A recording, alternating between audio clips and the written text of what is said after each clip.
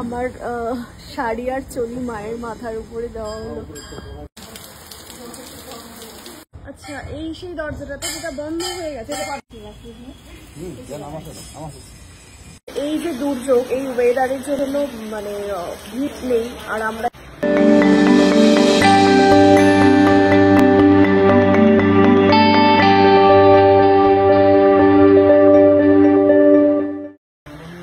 Finally অনেক রাস্তা ঘুরে ঘুরে, অনেক জঙ্গলের মধ্যে দিয়ে রাস্তা, সরু রাস্তা, ভয়ানক রাস্তা সব পার করে ফাইনালি মাতাবাড়িতে এসে পৌঁছেছি। কিন্তু এখানে জাস্ট গাড়ি থেকে নামার পরেই প্রচুর বৃষ্টি শুরু হয়ে গেছে। এবারে আমরা নেব ভোগ, ভোগ নিয়ে যাব মায়ের কাছে পুজো দিতে।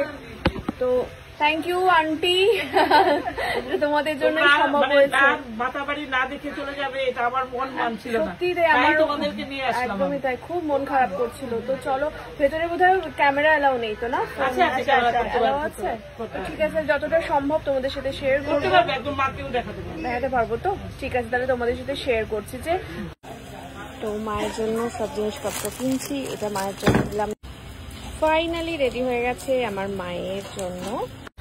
সত্যি মানে এখানকার আন্টিদের প্রতি আমার মানে যে কৃতজ্ঞতা শেষ নেই। প্রচন্ড বৃষ্টি পড়ছে, তো আমি ভোগের থালাটা নিয়েছি বলে আন্টি আবার ছাতা ধরে নিয়ে যাচ্ছে মাথায়।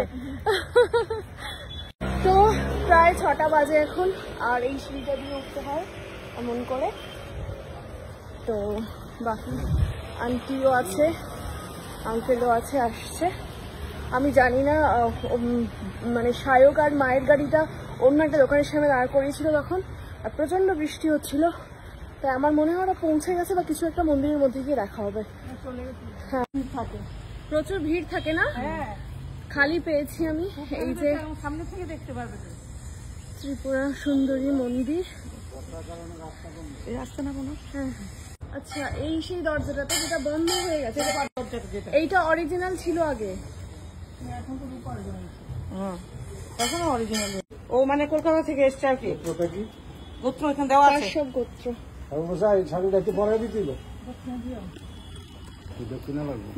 এখানে থাকতে হবে তো, ভিতরে যেতে পারবো না।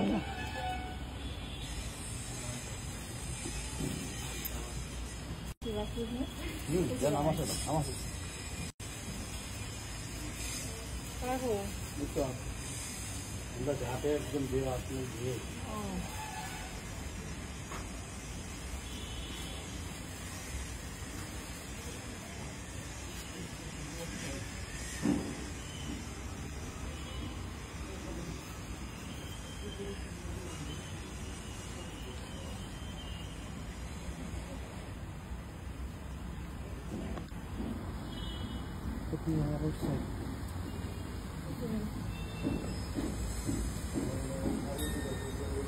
আমার শাড়ি আর চলি মায়ের মাথার উপরে দেওয়া হলো। হয়ে গেছে, পড়ানো হয়ে গেছে, ওরটা হয়ে গেছে, পড়াই গেছে। আবার শুরু হয়েছে বৃষ্টি। মা কোন দিক থেকে প্রদক্ষিণ করে? এখন আগে ঘুরে আসা আসতে যাবে, কিন্তু স্লিপারি আছে ভীষণ। তো মা ত্রিপুরা সুন্দরী মন্দিরে আমরা চলে এসেছি। আর এই হলো মায়ের প্রতিমা, অপরূপ সুন্দর। আর ভীষণ ভালো লাগছে যে এখানে আসতে পারলাম, তোমাদের সাথে শেয়ার করলাম। দেখো, আর প্রচণ্ড, আমরা আসার সাথে সাথেই প্রচণ্ড বৃষ্টি শুরু হয়ে গেল। আর যেহেতু এই দুর্গম পথ আর এই এরকম একটা বন্যা পরিস্থিতি, আমরা তো একটা অন্য ডুপ্লিকেট পথ দিয়ে এসেছি, মানে সেটা আসার পথ নয়।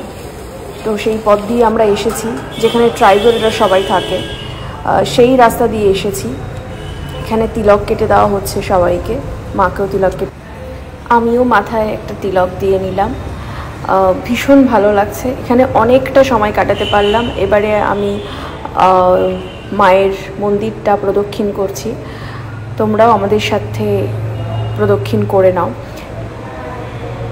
ভীষণ ভালো লাগে মানে এরকম পবিত্র স্থানগুলোতে।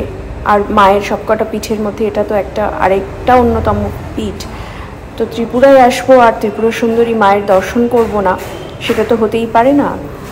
তো সেই কারণে এই দর্শনটা করলাম। সে অনুকূল পরিস্থিতি থাক আর বৃষ্টি থাক, যাই থাক, মায়ের কাছে আসতে পেরে সত্যি ভীষণ ভীষণ ভালো লাগছে। এই আমার একটা প্রদক্ষিণ সম্পূর্ণ হলো। এবারে দেখো মায়ের মুখ। মানে ত্রিপুরা সুন্দরী যে আসতে পেরেছি এটাই অনেক বড় ব্যাপার। তো মা ডেকেছেন বলেই আসতে পেরেছি, ভালো লাগছে খুব। মানে এতগুলো সতীপীঠের মধ্যে এটা একটা পীঠ, তো এসে এইভাবে ফিরে যাব।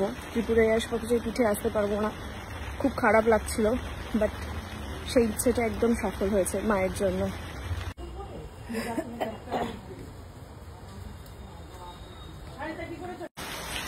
সত্যি খুব লাকি মনে হচ্ছে, কারণ এই মন্দিরটা ভীষণ ভিড় থাকে যেটা সবাই বলছে, কিন্তু এই যে দুর্যোগ, এই ওয়েদারের জন্য মানে ভিড় নেই। আর আমরা এই দুর্যোগকে উপেক্ষা করে এসেছি, তো সেই কারণে এত শান্তিভাবে এতক্ষণ এখানে থাকতে পারছি। আর যাই হোক, মানে খুবই পিসফুল লাগছে। মানে ওই ভিড়ের মধ্যে থেকে তাড়াহুড়ো করে পুজো দিতে হলো না, মানে ভক্তি ভরে যে পুজো যেটাকে বলে সেটা আমরা দিতে পারলাম, মন ভরে গেল। আর এই আন্টিদের সাপোর্ট আর ভালোবাসা কি বলবো, মানে অতুলনীয়। মানে এনারা বারবার আমি কথাটা বলছি, তার কারণ হচ্ছে আমরা ভেবেছিলাম হয়তো এবারে ত্রিপুরাতে এসে, প্রথমবারই ত্রিপুরাতে আসা, বাট ত্রিপুরাতে এসে ত্রিপুরা সুন্দরী মায়ের মুখ দেখবো না, সেটা একটা খারাপ লাগা ছিল। বাট এনাদের জন্য সেটা সাকসেসফুল হলো। নিশ্চয়ই মা ছিলেন এনাদের সাথে, তাই আমাদেরকে নিয়ে আসলেন এখানে। আচ্ছা, মায়ের মন্দিরে কখন কি হয় সমস্তটা দেওয়া আছে এখানে। আচ্ছা, এখনো কি বলি হয় এখানে? হ্যাঁ, কি পাঠা বলি হয়?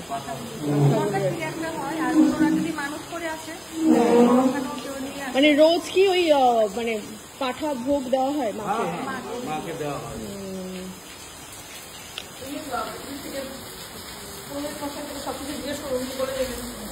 পাঠা বলি হয় এখানে এখনো?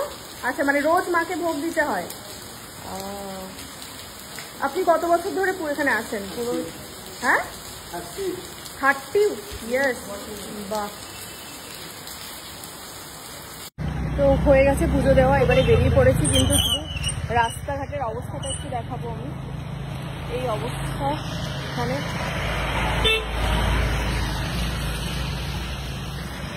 মা এই যে দাঁড়িয়ে আছে, এই সিঁড়িটা দিয়ে আমরা উঠেছিলাম ওপরে।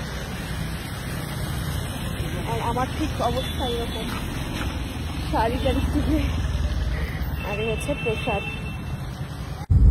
ফেরার সময় আমরা এরকম একটা ঘন রবার গাছের জঙ্গল, এটা মনে হচ্ছে এরকম একটা জঙ্গল দিয়ে ফিরছি। এরকমই শুনশান একটা রাস্তা, মানে অ্যাডভেঞ্চারাস লাগছে আমার কাছে, দারুণ।